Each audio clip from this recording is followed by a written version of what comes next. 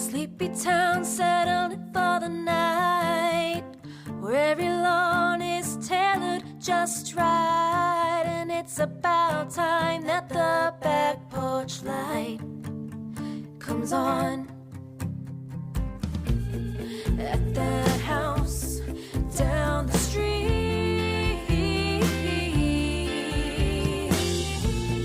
at that house on Magnolia Street. I'm recording. You're recording. Our pets' heads are falling off! Hi! You look so comfy. My pets' heads would fall off right now because Punky was being a whiny little shit before. Oh my god. He just settled down. I guess he went to finally lay down like right before you Marco'd me, so luckily he's like chill now. We need silence. Do you ever see Mulholland Drive? Mm-mm. It's a David Lynch movie. It's so fucking weird. I was just talking to you about David Lynch. Did you see Marco about Twin Peaks? Oh, I like David Lynch. Yeah, I know who he is. Yeah. Yeah.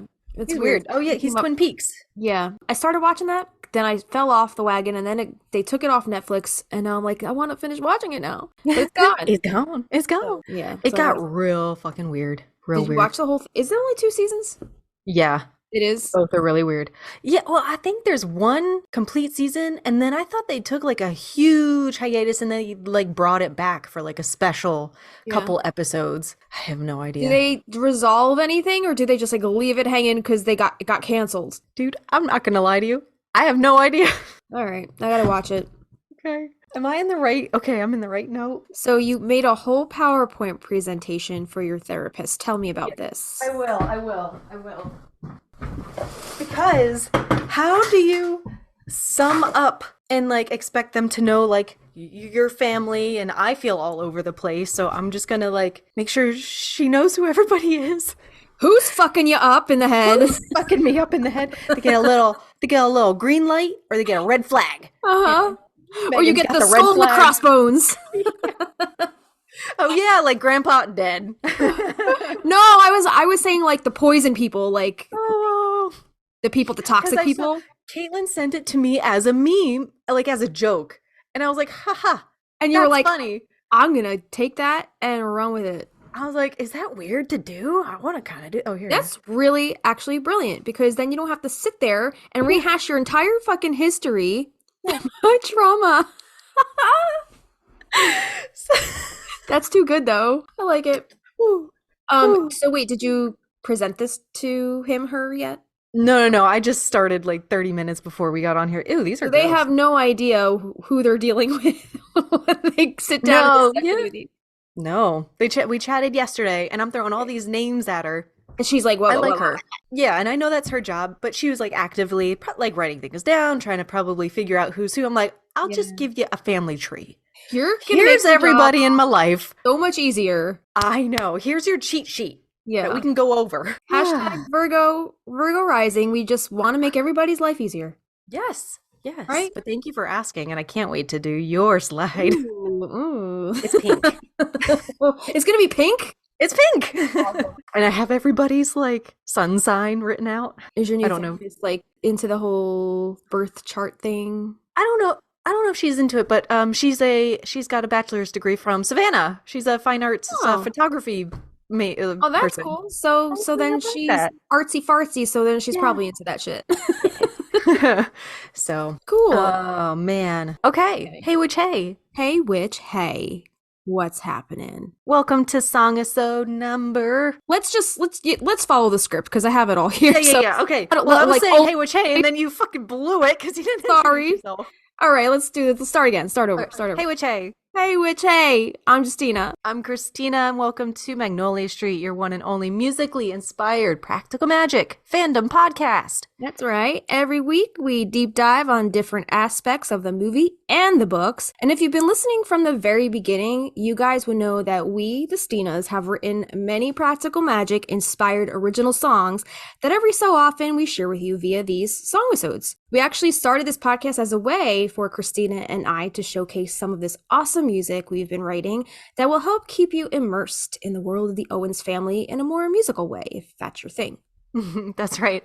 And if you guys have been keeping up with our musical journey, you've probably been able to see all the amazing things we've been able to manifest as a result of this podcast. Yeah, this past summer, we were able to connect with Plaid Dog Recording, which is a studio up in Boston that specializes in helping small artists just like us raise the funds to record professional radio-ready songs. Yeah, and once we decided to work with them, things took off relatively quickly, right? In September, we went up to Boston to record our first single, Magnolia Street.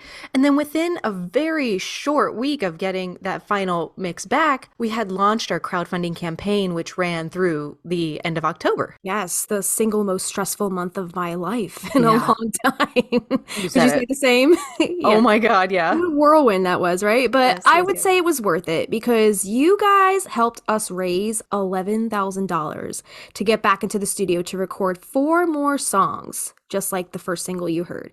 So we just want to send you all of our deepest gratitude for helping us do that. And we cannot wait to get back up to Boston and have more recording adventures and just work on getting more of these songs recorded for you guys. I mean, yes, we wrote the songs, but it truly takes a village. And we just want to thank you guys for being our, quote, village. A little village. Our little village people. Yeah. Let's do the YMCA. Yeah. Yeah, with that being said, let's talk about more music. Okay, before we dive in though into this episode and the song, we want to let you know that we have created a Spotify playlist with just our Songisodes in them. So check that out over in our show notes. You can find that if you would like to go down that rabbit hole of our original music and all the behind the scenes stuff and the writing process that goes along with those. Yeah, and if you're into all of our music stuff, you can find all the bonuses for these episodes on our $8 Rose tier over on our Patreon. That's patreon.com/Magnolia Street Podcast. That tier is where we post our demos from these Songisodes, as well as lyric sheets, guitar chords if you want to play along, if you do happen to play guitar, as well as any other bonuses that go along with today's song.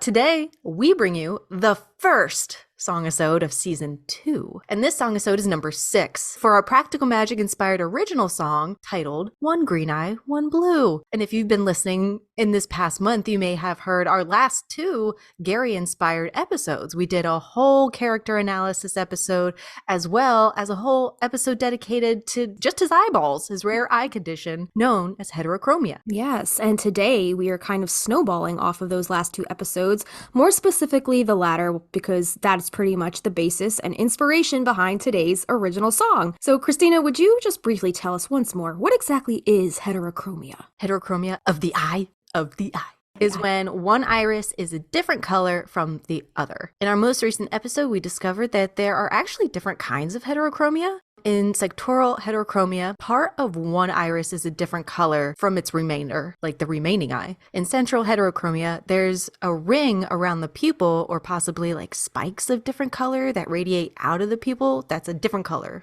than the outer ring. Didn't you say you thought you think you have heterochromia now that you looked at a close picture of your eye? I think I do, but again, is it just hazel?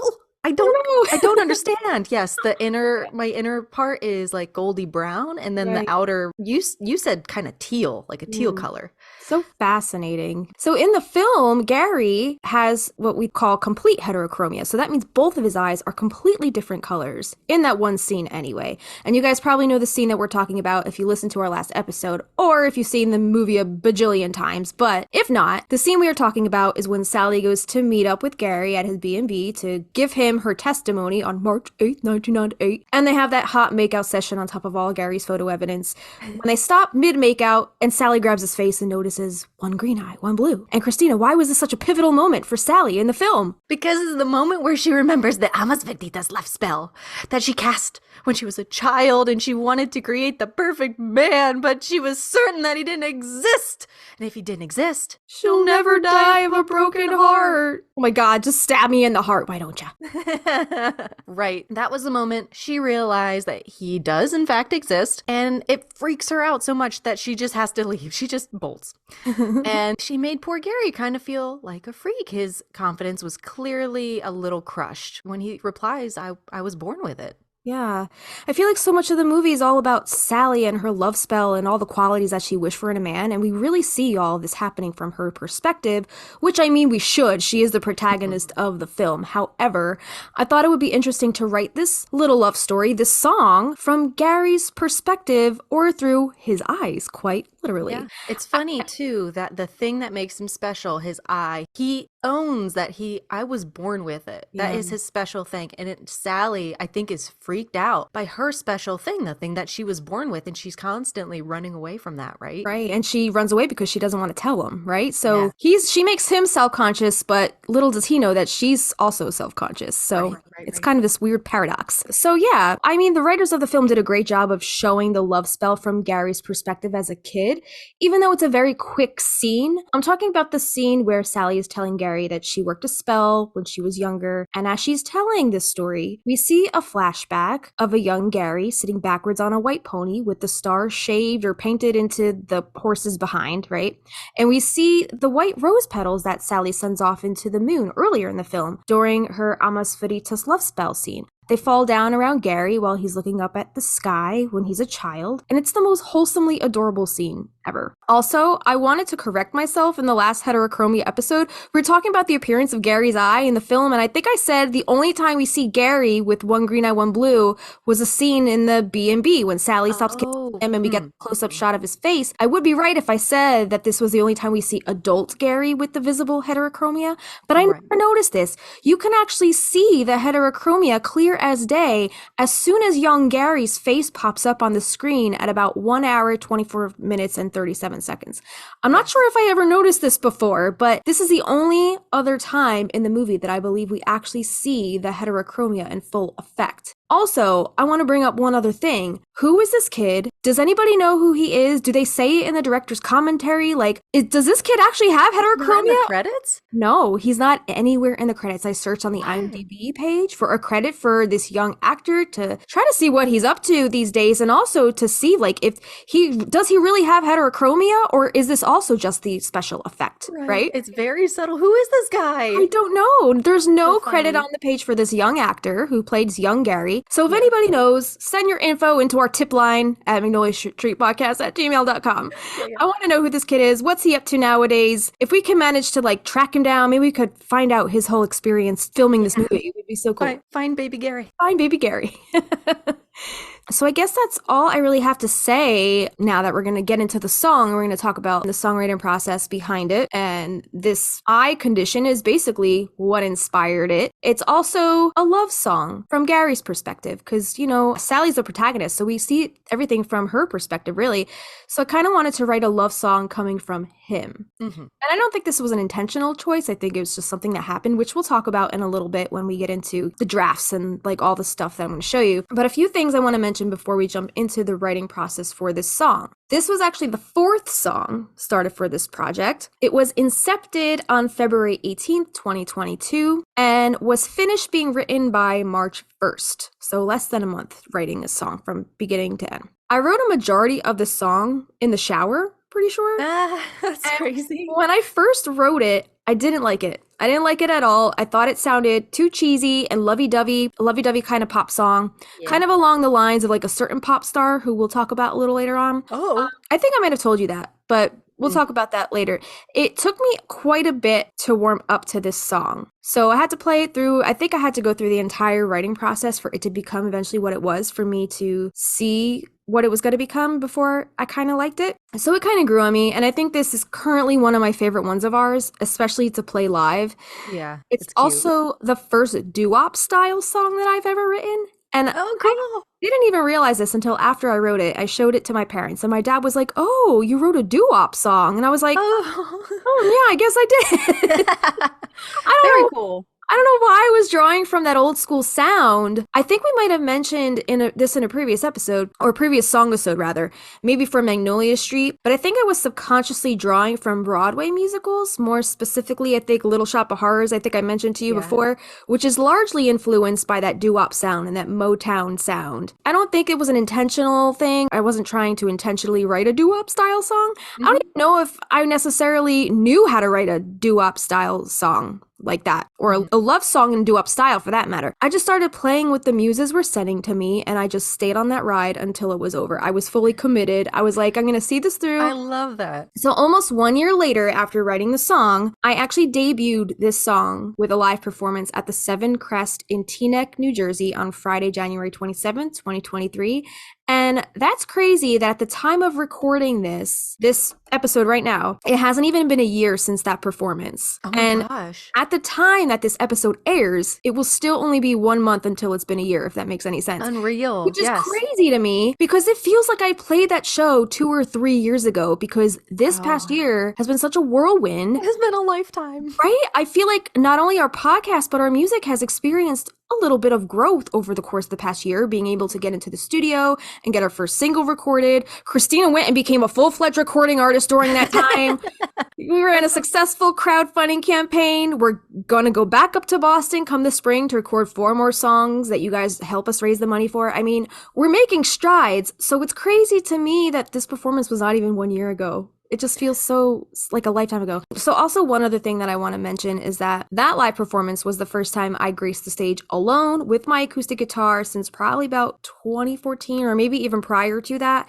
So coming up on a decade of not playing or performing, I was glad to be able to showcase this song at a show to a packed house. Even though I knew the crowd wasn't there for me, it was just nice to get back out and play some songs. And this was one of the songs that I played in that set. So there is a recording of me playing that song at that performance. I think it's up on the Patreon already. I'll have to double check, but I think I posted up there shortly after the performance. So if you guys want to go see it, just go search January 2023 for it over on the Patreon database. If it's not there, I'll upload it if you guys want to watch it. And you guys can see all the bonus videos on our $8 tier, as well as all the bonus content for this Songisode and all of our Songisodes for that matter. Anyway, let's get into the songwriting process for the song, shall we? I think this is going to be a short and sweet one. Like, this song only had about 6 drafts, I think. And I'm only going to showcase about 5 of them because the 6th draft was me playing the whole song in its entirety, and we're just going to do the live performance today. So really, I'm only going to show you like 5 drafts today. Okay. So I think it's going to go pretty quick. This might be a very quick episode. I don't think I contributed anything to No, this you did. song.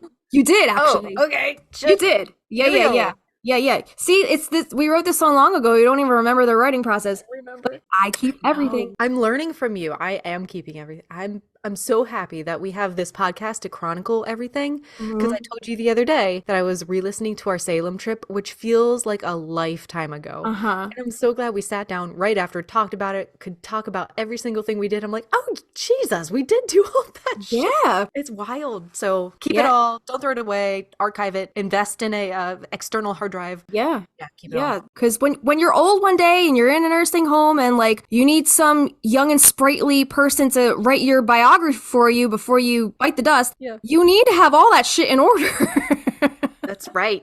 Like, you need somebody to write your shit for you if you're not gonna, do it now. Because, like, we like to think we have a decent chunk of life ahead of us. Who knows? So, archive everything you can along the way, along your journey, because you never know. One day you might want to write a memoir or something, and you want to have all that stuff in place. So keep everything. Or use it as blackmail. That's exactly why. Keep all the receipts. Keep the receipts. Yeah, totally. Okay. Yes. So we're going to get into this. February 18th, 2022. Whoa. The very first draft of this song was created February 18th, 2022. Again, 4th song in this project. I can tell just by listening to this draft that this was not something that I already had been working on prior to hitting record. And what's fascinating about this song, and this is rare, the writing of this song started happening the moment I hit record here. And I rarely hit record and start trying to figure out a fresh song. I usually have a song already started, kind of conceptualized, have some ideas already going, and then I hit record to get a draft down before I forget it. So this draft really captures a moment of purity and freshness and a moment of, I really don't know where the fuck I'm going with this, or do I even have something worth recording here? So I just clicked record, started playing, noodling, figuring stuff out, and you could kind of tell that, well, I can anyway, because I know my writing technique, and I'm like, this doesn't sound like I already had ideas here. This sounds like something fresh. Okay. Because I seemed clueless as I was playing it. So I start finger picking on a C chord. And I think we talked a bit about the C chord in our last Songisode, the All Hallows Eve film finale, the seasonal love ballad, and how it just sounds like such a romantic chord to me. So I started finger picking a chord progression, which I think was C, A minor, F, and G. And over that picking pattern, I sang the very first lines to the song, I never believed in fate before I met you, which I think I was just fascinated by that. As soon as it came out of my mouth, I wanted to hear the rest of the story. Oh, that's cute. Yeah, I knew as soon as I heard it fly out of my mouth, I was channeling Gary. I just had that feeling. So when I sat down to write that day, I don't think I knew what I was going to be writing or whose storyline I was going to be writing for. But after that line flew out of my mouth, I was like, okay, this is Gary, and this is going to be his love song to Sally. But who else? You know he can play guitar. Oh, probably. If he's from Arizona and he's in into like the whole cowboy thing, You know he has a guitar or a banjo or a harmonica. he's definitely He sat has around a campfire in his day with a guitar. Right. For sure. Right. Yeah, so I definitely felt like this was the song for Gary. This one's going to be on his behalf to Sally. So that was like the only lyric that I had so far that just seemed to blurt out. And sometimes that happens. Sometimes I just start playing and I blurt out a phrase or a word or something that piques my interest enough to keep going with that idea. All of the singing that followed that line was just kind of songwriter's gibberish. No real words are sang from this point on. However, I am continuing to vocally follow the melody of that first line that I came up with through a series of hums and do-do-do-do-do, like, you know, like just like humming a melody, just so I can find the inflections that I want to hit and the notes that I want to use. So in this draft, I do have this sort of back and forth pre-chorus structure, still with my gibberish humming, and then I add another walk down on the C chord, which sets me up nicely to start the chorus. So just a reminder, this is still all happening in real time, me capturing this melody and the chord structure for the verse, the pre-choruses, and now we're diving into the chorus. So listening back to the chorus, I'm melodically mapping out here. It's definitely different than what I ultimately ended up landing. Organic. Yeah, but not too far off what it ultimately ended up landing on. Just slightly different. You tweak as you go, you tweak as you write, and it just landed a little differently than what I initially sang here. I think I might have said this before, but trying to write a song is basically like spirit writing. You are channeling the muses, and in this case, and the case for most of the songs written for most of this project, I'm channeling the spirit of the character that I am writing for. So this is me in real time trying to figure out what it is that Gary is trying to get me to say on his behalf. Like, I'm like, if he were to write a love song for Sally, what would he say? Yeah. What would he say, right? So in this draft, after I wrap the chorus progression that manifested itself, I go back to the pre-chorus progression that I played prior to that, the part that sets up the chorus. And this time I say the words, "The truth is that I wished for you too." And the word, yeah. And as soon as I sang "I wish for you too," I'm like, that's it. It's Gary. And the word "to" is held out and it descends on another C chord walk down. And the walk downs are really what make this song, in my opinion. They also give it that little bit of that doo-wop ballad kind of flair. So this is draft 1. And let me know if any of that, what I just said, didn't make any sense. If you have any questions about any of that, but I'll let you listen to the draft and then tell me what you think. I never believed in fate before I met you. Da da da da da da da da da da da da da da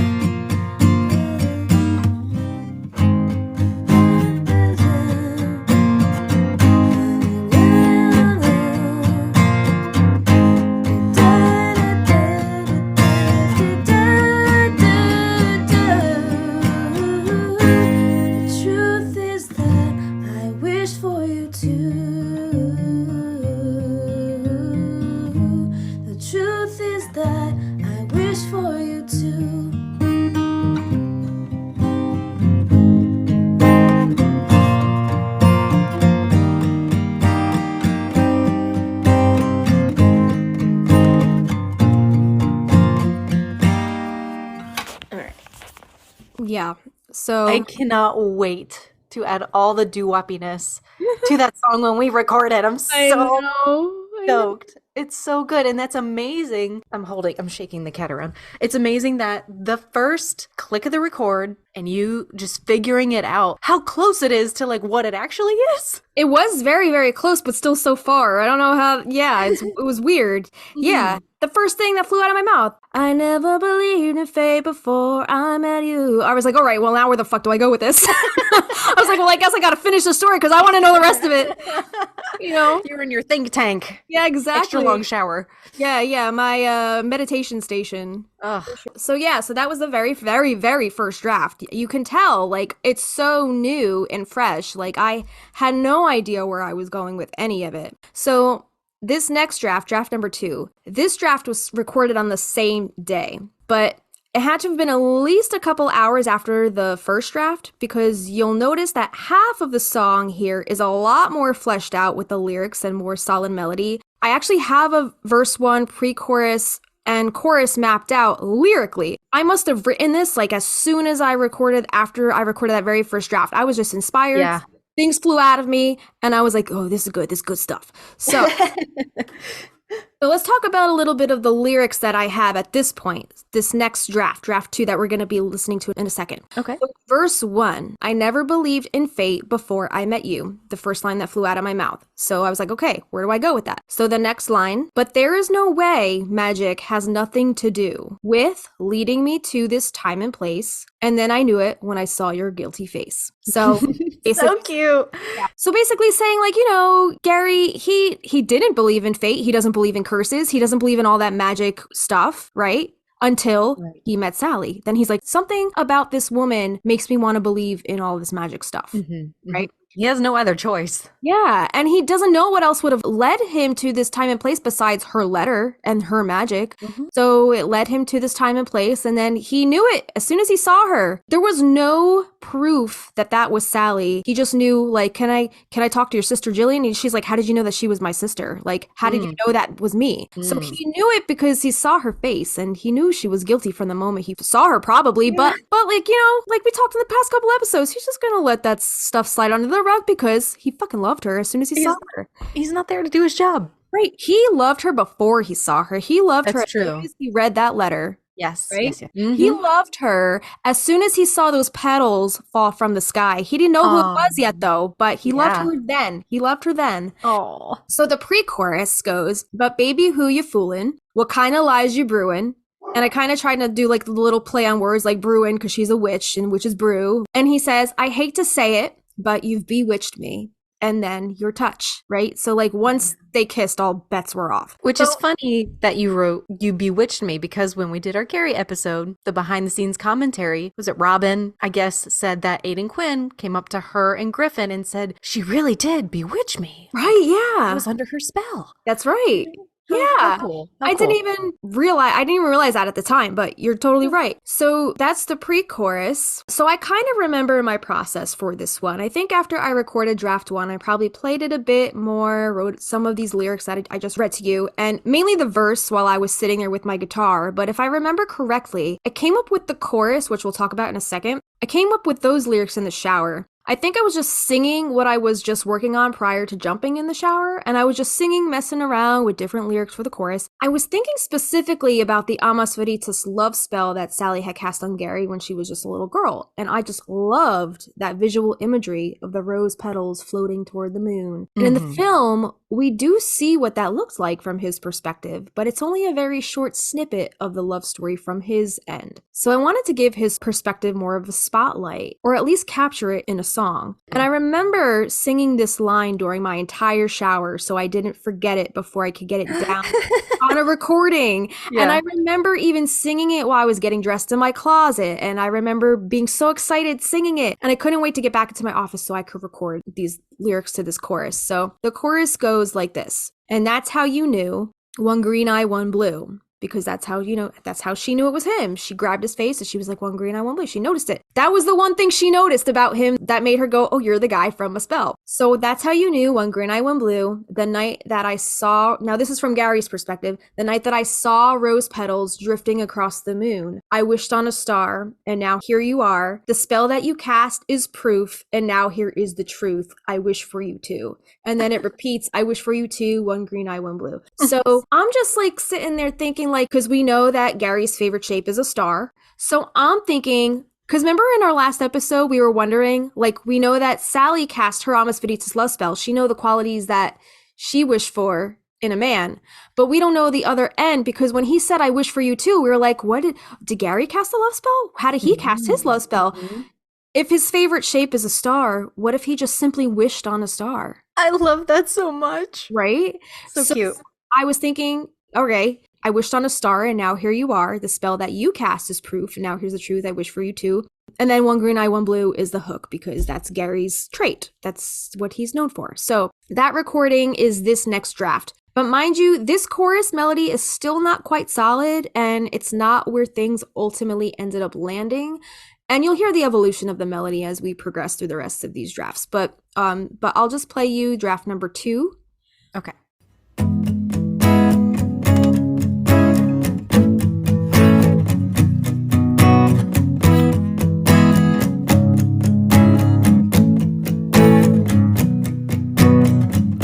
I never believed in fate before I met you, but there is no way magic has nothing to do,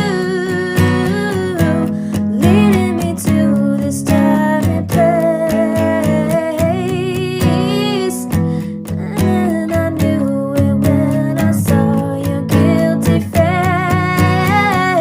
But baby, who you fooling? What kind of lies you brewing? I hate to say it, but you bewitched me. And then your touch, that's how I knew. One green eye, one blue. The night that I saw rose petals drifting across the moon, I wished on a star. And now here you are. The spell that you cast is proof, and now here is the truth. I wish for you too. I wish for you too. One green eye, one blue. One green eye, one blue. One green eye, one blue. It makes me so happy. I'm so proud of you. So beautiful. It is probably one of my favorite ones. It's very good. I love this song. I think I remember where I was. It was either this one or Michael's song. I can't remember which one it was, but I was doing stuff over in the corner of the yard and I just stopped. I was like, holy cow, that was amazing. You think it was this one? It might have been It was this this one. one. It might have been this one, because I have a text that I'm going to read you in a little bit. Oh shit. Okay, good. A correspondence between us about this song when Oh no. I sent it to you. Yeah. So that was draft number 2. Now we're going to talk about draft number 3. This was written again the same day. I guess I was just feeling super inspired. I wanted to get this song out of me before I ran out of steam. Again, this draft was recorded on the same day, so I must have written a second verse after I recorded the last draft that you heard, because the last draft was just first verse, first pre-chorus, first chorus. Yeah, so the very first half of the song basically I had in the draft we just listened to. So now this next draft, I have second verse lyrics written here. So I must have written the lyrics like right after recording the last draft and then recorded this draft again. Mm-hmm. And this all happened, mind you, this is all happening in the morning before I even left for work. Oh my gosh. So yeah, this is all in the span of one morning. So That's amazing. yeah, so I wrote a little bit, took a shower, wrote the chorus in the shower, then got out of the shower, wrote the second verse, and this is what we're going to talk about now, this verse 2. So verse 2 goes like this. I must have read your letter 1,000 times. which is basically what he says to her he admits that to her in the movie.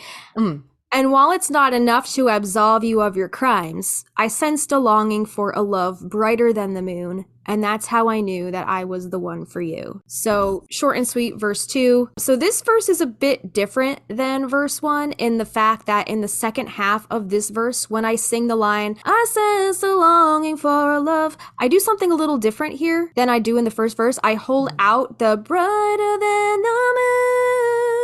So when I'm holding down the F chord on the words brighter than the moon, instead of going right to the G chord like I do in verse 1, here I go to, I think it's an F minor sharp or an F sharp minor, something like that. And I hold out the note that I'm singing to build a little tension a bit before finishing the verse and going into the second pre-chorus. So this second pre-chorus is different lyrically than the first. Not all songs call for a different pre-chorus. However, I wanted to advance his story a little bit and showcase what Sally's spell looked like from his perspective as a child. And that's a good way to just like extend the story a little bit, elaborate on the story a little bit, just mix up the pre-choruses a little bit. He deserves it. He only came in 3/4 of the way. Like, he barely got a story at all. So I agree that you did the right thing. Exactly. So in pre-chorus 2, I kind of wanted to paint that picture of that moment as a child when he's sitting on that horse, right? And he's looking up at the sky. So in the pre-chorus 2, I say, in that firefly field so long. Okay, wait. This is my fucking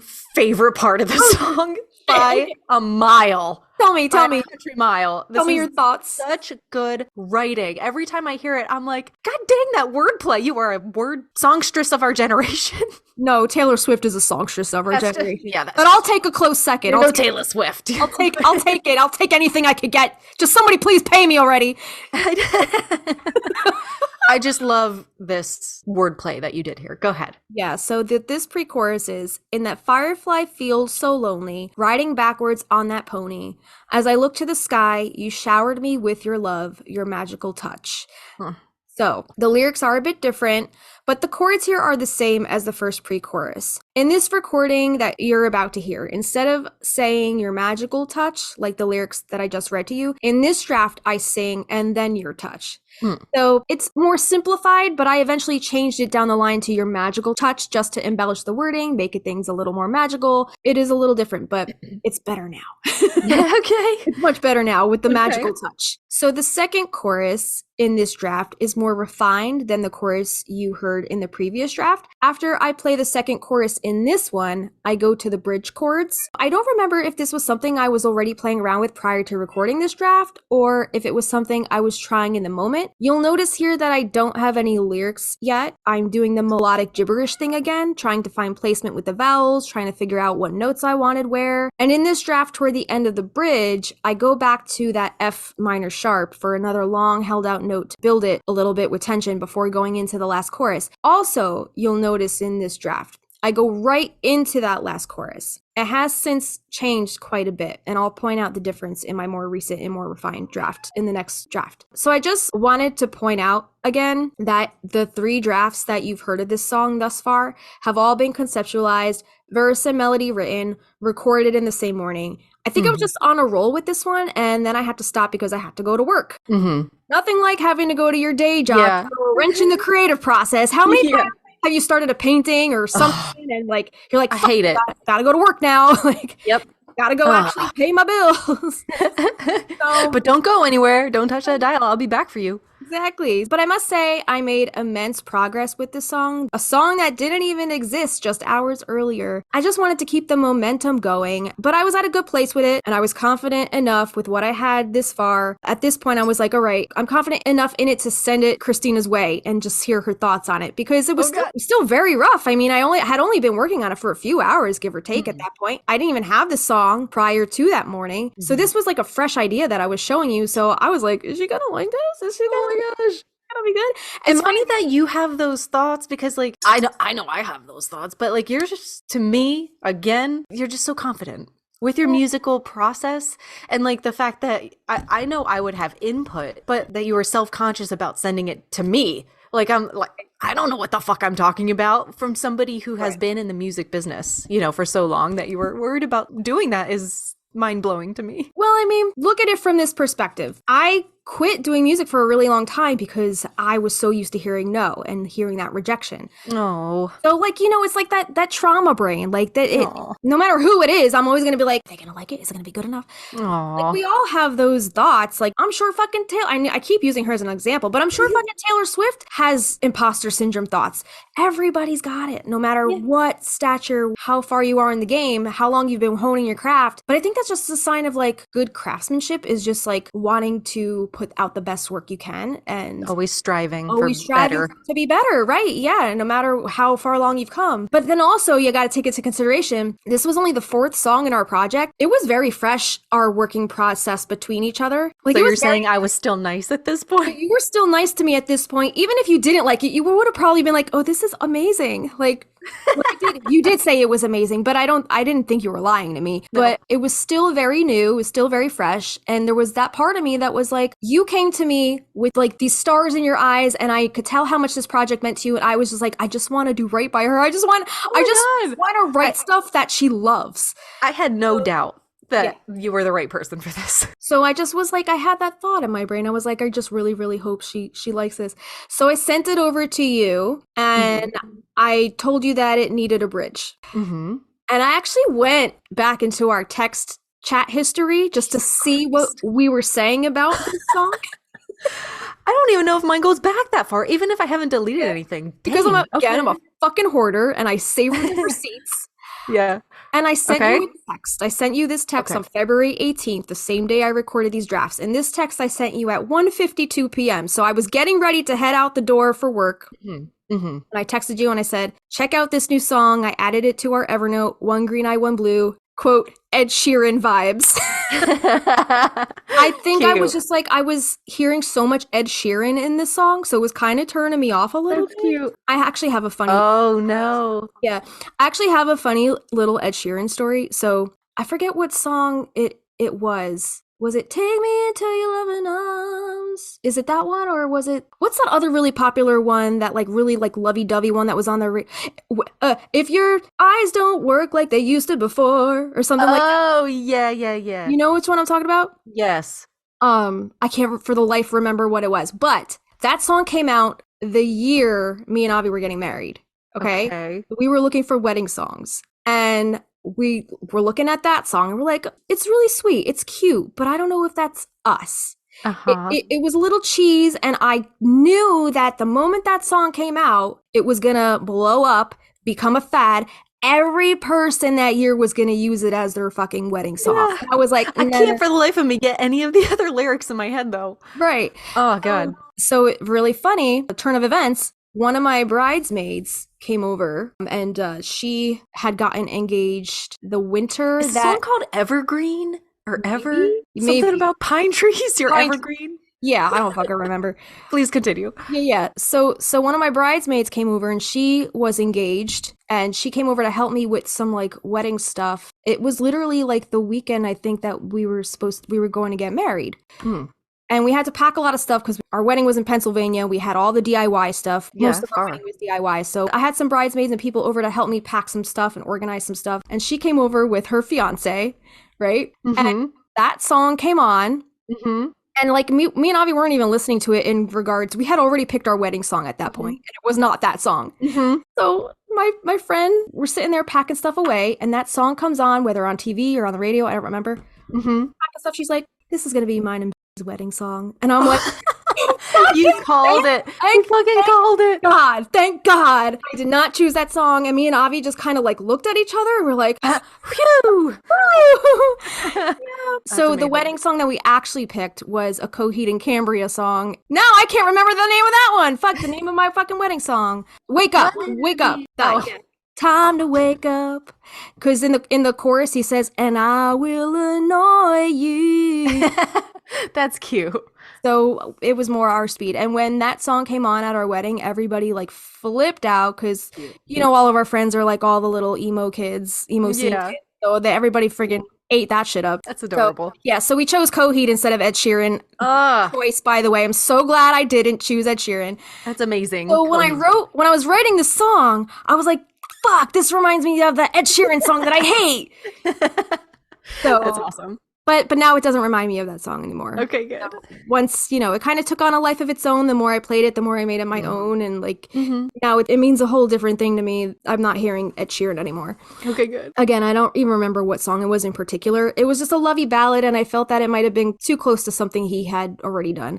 And every part of me did not want to like this song. So resistant. Yeah, but the more I played it and the more that I showed it to other people, the more of a response that it got, the more people loved it. I was like, this really is a really good became its own little person. Right, yeah. Thing. Like, this really is a good fucking song. Yeah. So I was hearing less Ed Sheeran and more of me and Gary. Good. So anyway, you had responded to my text when I told you to write a bridge. Okay. And you responded to my text with this. Jesus, you could totally take over. It's yours. I quit. I guess you listened to my demo at that point. I was like, fuck it. I don't even deserve to be in this collaborative effort. I was like, absolutely not. I said, no, you write a bridge. I said, you write a bridge. Okay. And you responded, that was like effortlessly perfect. And I said, I appreciate that, but this was one of the hardest ones to write so far. You didn't see me cursing this one out behind the scenes. I guess I was, but like, I don't remember having a hard time with it because these drafts all came the same within a few hours. So that's a pretty quick turnaround time if you ask me of like writing a song. That's probably like the quickest I've ever written a song. You Stevie Nicks the fuck out of that song. I did, I guess. So I was like, I guess I had a hard time with it when I was writing it, but looking back, I don't remember having a hard time writing it. And the proof is not in the pudding. Like, I see that I had all these 3 drafts. Like, I had a whole song basically before I left for work, minus the bridge, which you came in and saved the day. Oh, geez. But you have the text messages to remind yourself, like, this was not an easy project. I guess it was not, yeah. So you responded back to me in a text message at 2:18 p.m. So literally 10 minutes as I'm ready to roll out the door. Okay. So this was your response. You sent me a whole entire bridge. Oh, shit. Okay. In a text message. So I'm not looking at our notes. I want to be surprised. Okay. The story. So your lyrics were these. I still don't believe in fate. Life is ours for the taking. I did everything in my power. You can let go of that leaf. Let it carry your grief to me, and I'll be there. And then in parentheses, you put something, LOL. So I didn't finish the job like a Gemini. Well, it seemed like you maybe wanted to keep going with the bridge, but I was like, it doesn't need anything else. It's short, It's sweet, it's perfect. A bridge doesn't need to be that long. It's literally what it says, a bridge. It literally is bridging the first part of the story and the conclusion of the song. It just needs to be short and sweet and kind of like capture the whole essence of the song in one little spiel, right? And you did that because you're basically saying what Gary's saying, like he doesn't believe in fate, but I did everything in my power. Life is ours for the taking. I don't have to believe in fate, but I can believe in this magic that's like, the two of them. So cute. And he's just saying you can let go of that leaf and let it carry your grief, and I'll be there. She'll hear his call a mile away. He's just saying that he'll always hear her call and he'll always come to her aid when she needs, right? So I was like, that's perfect! But you had to go to work. But I responded to you right away and I said, I still can't quite get the lyrics to flow the way I want them to. And I think I meant in reference to the drafts that I had already recorded and sent to you. And you wrote back in reference to the bridge lyrics that you had sent to me. And you said, I don't know if that will work with your bridge timing. But then you sent me an animated GIF with Charlie Day at the yarn board. I'm trying to fit it all together. It's gotta work. And you go, I suppose I'll go pick up a guitar. I said, do it. Okay. And I said, I wish I could stay home the rest of the day and just play guitar. And you said, me too, you're killing it. And I said, thank you. I hope we get to record these down the line. The phone, full circle moment. Who would have thought that we would have manifested that a year later? Less than a year. Like less than a year later. God damn, we're good. Crazy shit. I told you we made magic together. Ooh, Gemini and Sagittarius. That fire and air combo is magic. Yeah. So I'm going to show you draft number 3. Let me play you that part and then we'll talk about draft 4, which is my response to your bridge. So this is draft 3, second verse. I must have read your letter 1,000 times, and while it's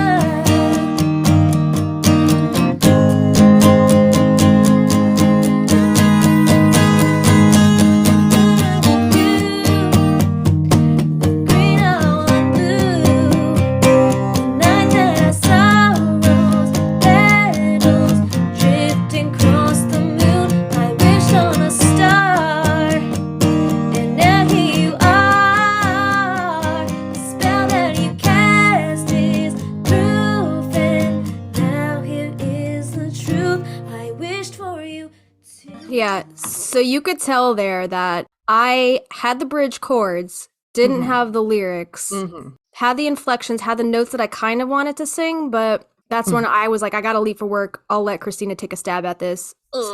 So you sent me that text message and you sent me the lyrics in that text message and I read your text still the same day. We talked about the text before. That was the end. Basically, that was the end of our conversation about that song. I was just like, can you take a stab at it? You're like, yeah, I guess I'll go pick up a guitar after you sent me, all those lyrics. However, still was not through with writing this song on this day. I was on a mission to finish this song because I have one more draft from this day. And I recorded this one at the school while I was waiting for Molly to come out. Oh my God. This was probably recorded around 3 p.m. or so. Okay.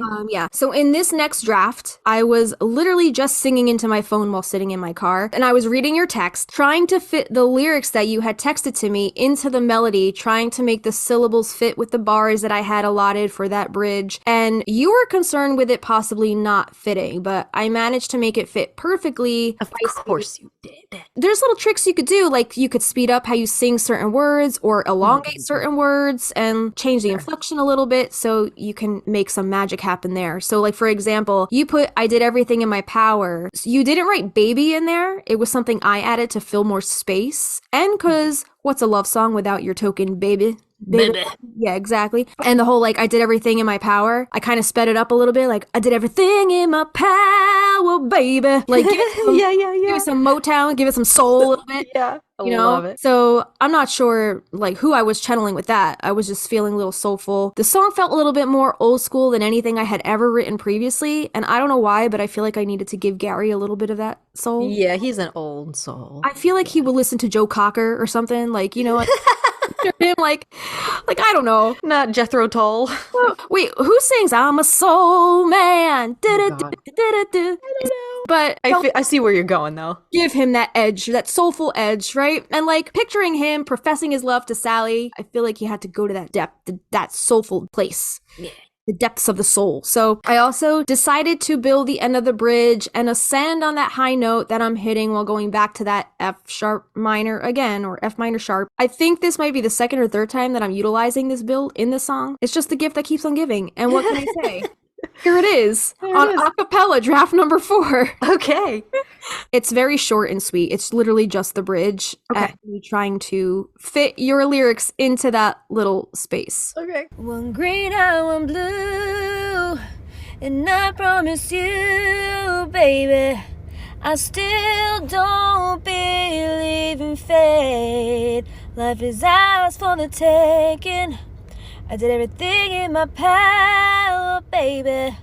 Just let go of that leaf and let it carry your grief to me. Okay, that was it. That was the end of that bridge.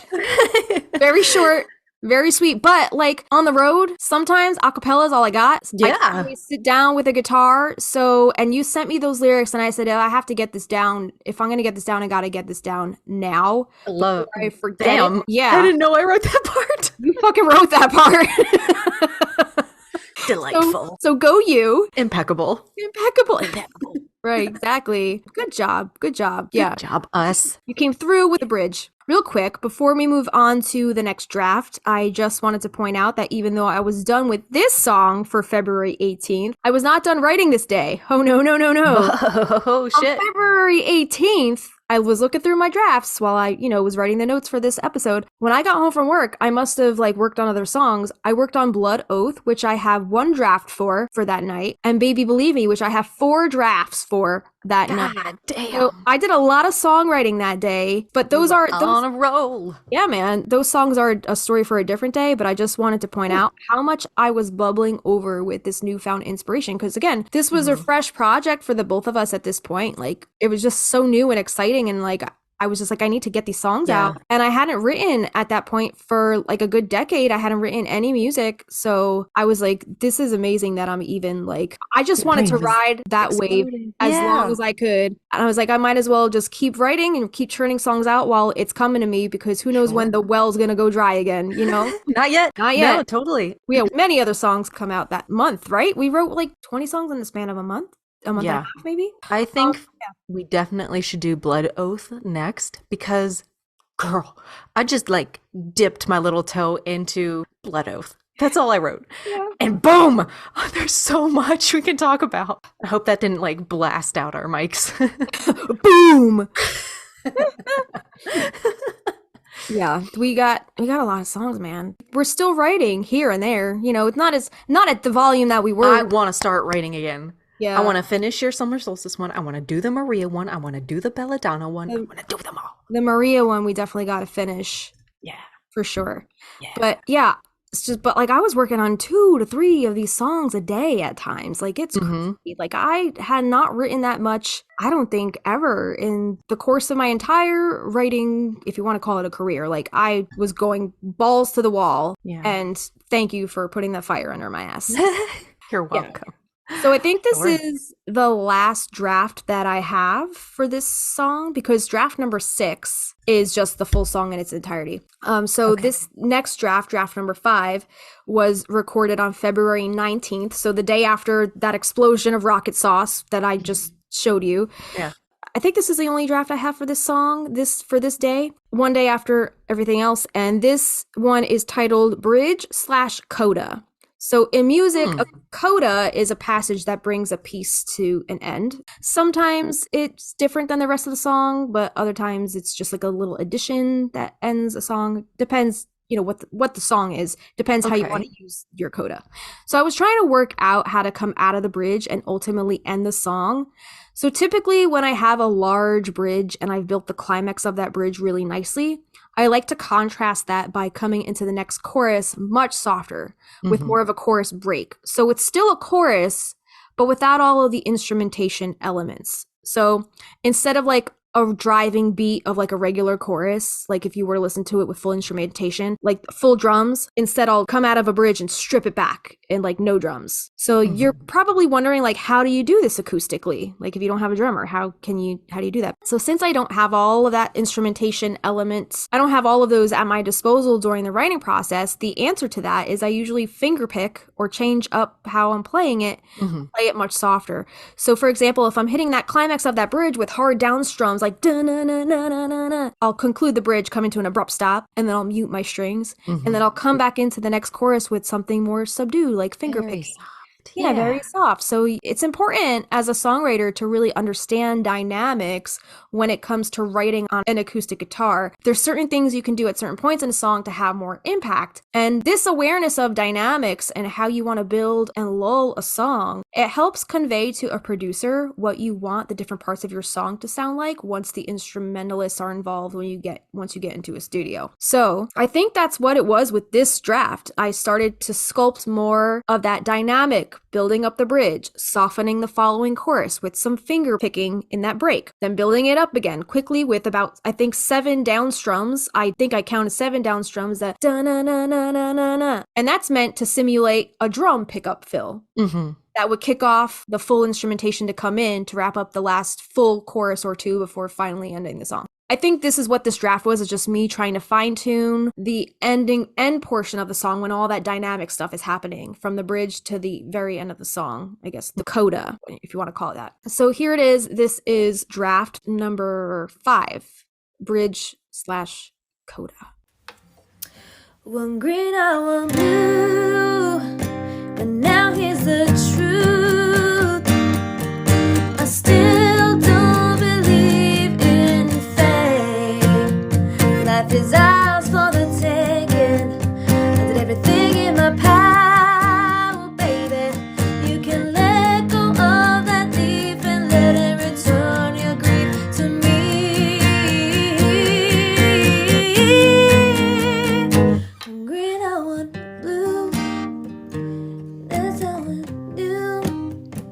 The night that I saw rose petals drifting across the moon, I wish on a star. And now here you are.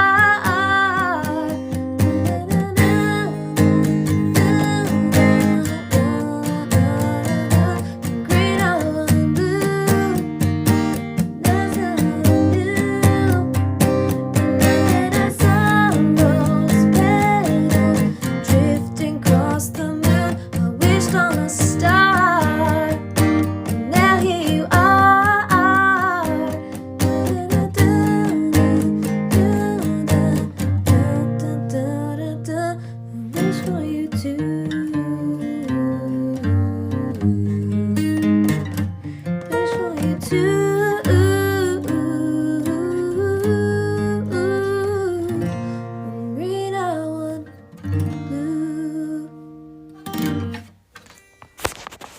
So there you have it. That's the very last draft that I have for the song as far as like writing goes. I did record this song one more time. The last recorded version of this song in my phone notes came just a few weeks after the one that you just heard from February 19th of me trying to finish the bridge and the end of the song. In this draft 6, I play the whole song in its entirety, and you can really tell in this draft that I had been playing the song a lot more since writing it. I was growing into it melodically, changing syllables and inflections around on some of the notes that I was previously singing. Some of the lyrics may have even changed slightly. It was in a comfortable place at this point that I was ready to do a scratch demo. And a scratch demo is usually the recording just prior to recording it once more to like a metronome for pre-production. And I mean, everybody does this differently, but this is just kind of my process. So it's not quite a pre-production recording just yet, but it's just one step before that. It's done being written at this point, and I just kind of wanted it as a reference track from start to finish with all of the melodic changes and inflections that, like, you know, I had been growing into over the course of the month, playing the song and getting to know it and growing into it. So instead of playing you this last draft, I will just play the song for you now.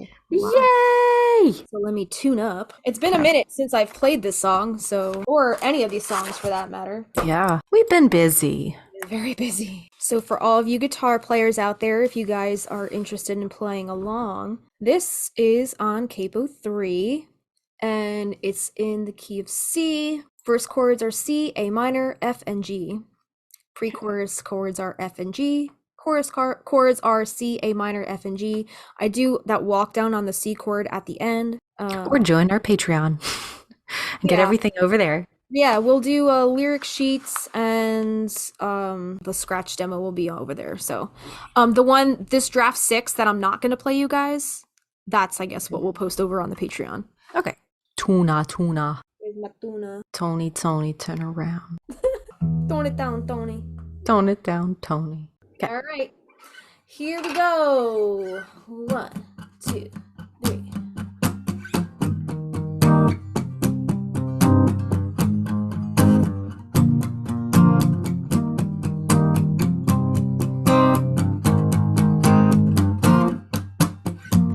I never believed in fate before I met you, but there is no way magic has nothing to do with leading me to this time and place. And then I knew it when I saw your guilty face. But baby, who you fooling? What kind of lies you're brewing? I hate to say it, but you bewitched me. And then your touch, that's how you knew. One green eye, one blue. The night that I saw rose petals drifting across the moon, I wished on a star. And now here you are. The spell that you cast is proof, and now here is the truth. I wish for you too.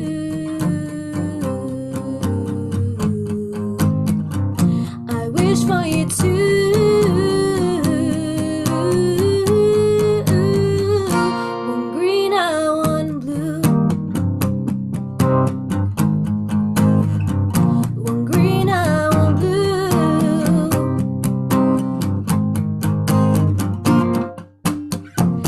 I must have read your letter 1,000 times, and while it's not enough to absolve you of your crimes, I sense the longing for love brighter than the moon.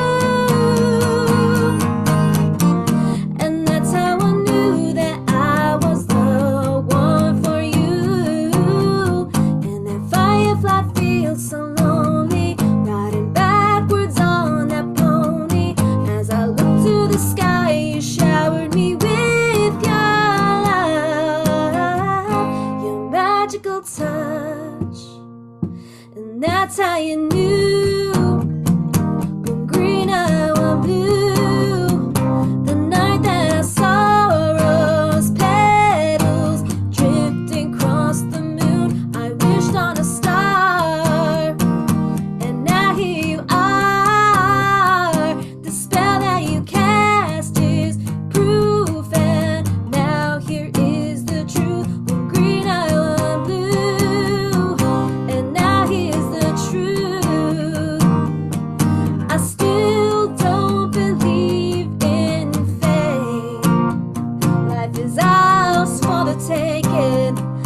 everything in my power, baby. You can let go of that leaf and let it carry a grief to me. That's how you knew when green and blue, the night that I saw rose petals drifting across the moon. I wished on a star, and now here you are. The spell that you cast is proof, and now here is the truth. I wish for you too.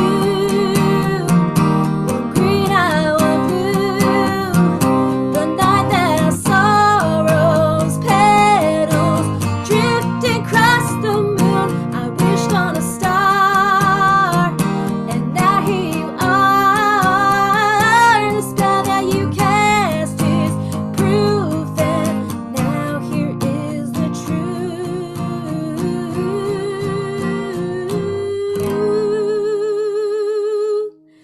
One green eye, one blue.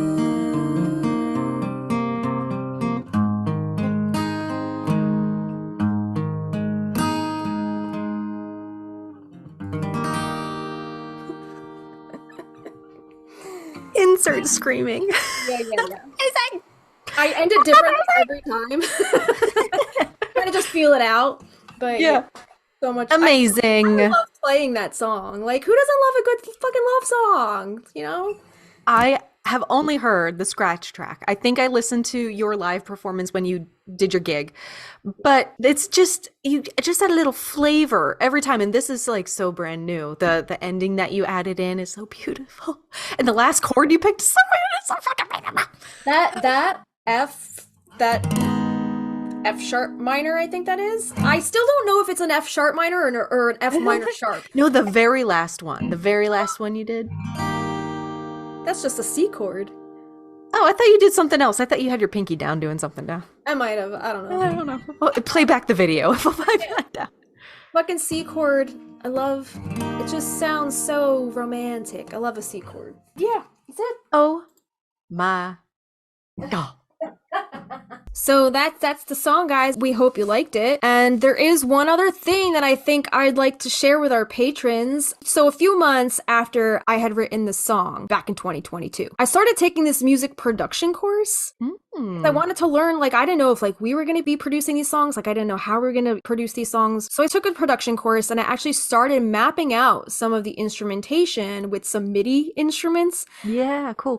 And there was no way that I'm trying to take the place of actual instrumentation of like session musicians, because a session musician can just bring so much magic to like a simple art or like as we saw firsthand. Right. Like, yeah, remember when we did the MIDI drums with Mike and we were like, I don't know about that. Yeah, like, and I remember you being very nervous. You were like, I really hope this doesn't fucking sound like shit. I was very nervous because like I've done pre-production before, but never like that, because like I've always been in a band with a drummer, or I've always had a relationship with a drummer that like I could trust them already before even getting into the studio. We didn't know who our drummer was going to be for our song, right? Yeah. No We idea. still can't find him anywhere on social media. Yes, he's on LinkedIn only. He's on LinkedIn only. He's from LinkedIn. So we had no idea. So we really had to go in with a lot of blind faith, right? On the Magnolia Street single. So I think now that we know the process with Mike, our producer, I think things are getting a little more lax with the songs. And even just watching him work side by side, because some of the musicians sat in where his like controls were. Yeah. And you can see him listening, and he's like feeling the music in his body and moving his hands a certain way. I'm just remembering when the slide guitar came in, and you can hear him. He's listening back, and he's doing this like magical little thing with his hands where he wants it to come in. He's a conductor, you know? He's a mad scientist. Yeah, he's awesome. Amazing. So we can't wait to get back in there with him. I'm so stoked. And after this Songisode, do you want to put this one on the EP? Yeah, dude. I'm down for that. Me and Christina have had many disagreements and arguments of what songs are going to go, what 4 songs are going to go on this EP. Yeah. so many to choose from, and we really want to choose wisely because I love this song. we don't know when we're going to get back into a studio after these 4 songs because it took us a while. Well, in the grand scheme of things, it didn't take us that long to get these songs. Right, but the process that it took to get there was something we had never done, and we found it overwhelming, and we're so grateful to everyone who contributed. But it's not in Justina in my nature to depend on other people to fund something like that. So if this takes off on its own, fantastic. We really are hoping to get those other songs done. And we just want to show you what we can do with just an EP. Like that little nugget is going to be gold. A golden nugget. A golden nugget. The Golden Nugget by Joy Visions. Remember the angel lady from the thrift store? That was that her name? Her name was Joy, but she told me to go to the Golden Nugget flea market. And I was I didn't know that was the flea market. Okay. Yeah, and I was like, what the fuck's the Golden Nugget flea market? I still don't know. Because she's not real. I went there, but I didn't. I mean, I guess I found something, that little book that I was telling you about from the Exorcism episode. Yeah. But I don't know. I still don't have answers to those questions. So open-ended. Anyway, back to the MIDI instrumentation. I was trying to map the song out with MIDI just to see how the song could possibly sound. So it was like kind of like a roadmap or my own sort of pre-production just to hear what it could sound like with those instruments. And I'm not glued to this in any way. It was just an experiment for me to practice my new production skills that I was learning in my course. So I could throw that up over on the Patreon in our $8 tier if you guys want to go over there and take a listen. Oh, I would love to. I think you did send it to me a long time ago. Yeah. I didn't hang on to it. I'm very sorry. What I want to ask you, did anything in Mike's control booth, our producer's control booth, were you like, oh, that's familiar because I worked with that in your class? Honestly, I still look at all of those panels and I'm like, I don't know what the fuck they do. I'm just a singer-songwriter. I show up with my songs and I'm like, producer, make the magic. I just write the songs. I don't know nothing else. In that last episode, what was it? Because heterochromia, you're like, I'm an old lady. Leave me alone. Just let me come in with my songs and then let me fuck off. Yeah. You think after all these years I would pick something up, but like my brain is the least technical brain that you can imagine, which is kind of like why I ditched my production course. Because like say that with what you just presented, with the technicality of like why you put certain chords a certain way or why you were soft in some parts and not in the other parts. That's all technical. I guess in a sense, yeah. In a sense, it is technical for somebody who doesn't know. Who doesn't do it. Who doesn't do it. Probably listens to these Songisodes or doesn't because they're like, I don't fucking know what the fuck she's talking about. Sure. But like to me, songwriting is more creative and more of like an intuitive process. Whereas like if you go into a studio, you see all those knobs. Each knob like has numbers next to it, and my brain with numbers, forget it. No. So I'm like, I don't know what that all means. I'm sorry, but it all takes practice too. Yes, yeah, that too. I mean, I'm sure if I actually stuck with my production course and like I had somebody sitting with me every day, like showing me what to do. Sure. But like it's kind of like a study at your own pace kind of course, and we all know how it is. Right, exactly. So I did what I could with the tools and new skills I had at my disposal. I am able to kind of create scratch demos now a little more easily, and I know how to program MIDI instruments, but in a very basic way, not these like extravagant instrumentation arrangements, but like just enough to get the idea across. Like if I were to bring this to other musicians or to a producer, they could probably take this and be like, okay, I know. Yeah, makes their job easier. Right, exactly. Right. Well, I want to thank you so much, Jess, for putting this together and for sharing it with not only our listeners, but with me all over again and experience the magic all over again. It is a beautiful song. I am fully on board with including it in this first EP roundup, and I'm down. So, but thank you. Thank you again for putting this together. Thanks. I like how you weren't reading the notes the whole time because you wanted to be surprised all over again. I love that. Yeah. But thank you. Yes. And just one more reminder that we have created, listeners, that Spotify playlist with just our Songisodes on there. And there are so many more to come. So check that out in our show notes if you'd like to get down that rabbit hole of our original music and all the behind the scenes stuff, the writing process that went into all of those. And also another reminder is that if you're into all of our music stuff, you can find all the bonuses for these musical episodes on our $8 Rose tier over on our Patreon. And that tier is where we post all all of our demos for these Songisodes, as well as the lyric sheets, the guitar chords if you want to play along, as well as any other bonuses that go along with that song of the day. Also, in that $8 tier, any of the video episodes we do are on there, and we give out that one video episode a month if you want to see our stupid ass faces. It's over there. But also any interviews we do, we try to also have the full interview over there with our guests so you can see their beautiful faces also. Yeah. If you guys want to support the podcast in general, you can check out patreon.com/Magnolia Street Podcast. And also we do have a little spiel here, so we'll pop that in there so you guys can get the rundown of the whole tier system. If you guys do want to support the podcast on Patreon, you can support us for as little as $1 a month. That's our seedling tier, and that gets you access to our patron-only polls where you get to weigh in on what topics you would like us to talk about next. It also gets you our monthly calendar so you can see what topics we have coming up for the month, and it also gets you a welcome shout out on the show. Our $3 Lavender Bud tier gets you our show notes for each episode in an aesthetically pleasing PDF, our after hours posts, if there's any extra tidbits or behind the scenes info pertaining to any of our episodes, we'll post those along with a blog post or extra photos, and access to our specially curated Spotify playlists. We have created playlists for our WMSR episodes as well as Production Dream playlists for each Songisode and more. Our $5 Lilac tier gets you access to our private Facebook community where we host a monthly live stream. Plus, you'll get access to our Discord server where we host our monthly watch parties.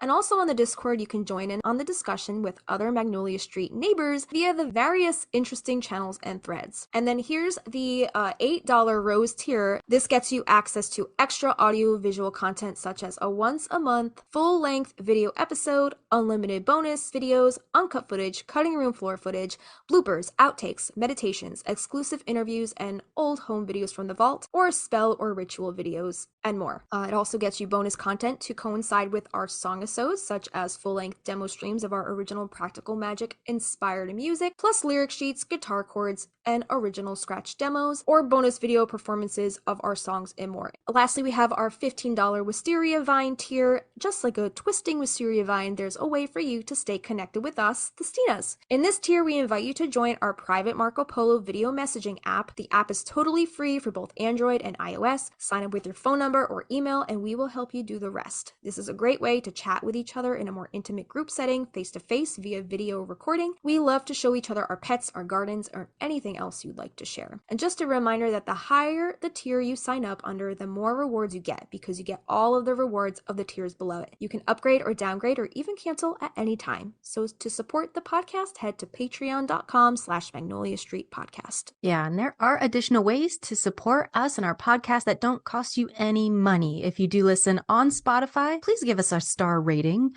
If you listen to us on Apple Podcasts, please give us a written review. We love sharing those on our Instagram. And if you're on Instagram, we would really appreciate any reposts or blurbs about our podcast.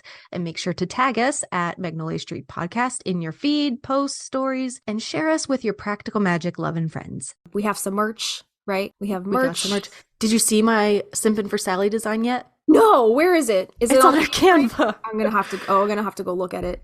Check it out. But yeah, head over to our Teespring. You can find the link in our Instagram bio through our Koji links. We have quite a few things over there. Some of the things are going to be going away because they were a limited thing. We had a season 1 poster and a season 1 t-shirt. I don't know if we're doing a giveaway anymore, but head over there before it's all gone. Okay. Anything else that we need to share before we hit the road for today? That's it, man. I'm excited to talk to you in a couple days for our next episode. Yeah, I think our next episode is going to be Rosemary, right? We're talking about Rosemary? Cool. Yeah. Until next time, I'm Christina. I'm Justina. And we'll see you next time. That was very Cher of you. I was trying to do Cher, huh? Or Celine, like a Celine you. You believe in life after love. I can feel something inside myself. At the house on Magnolia Street, would you go down to Magnolia Street where the wisteria grow wild? At the house of magic and mystery, so would you go down to Magnolia Street? Celine, Shakira, Cher. Name your diva and I'll do it.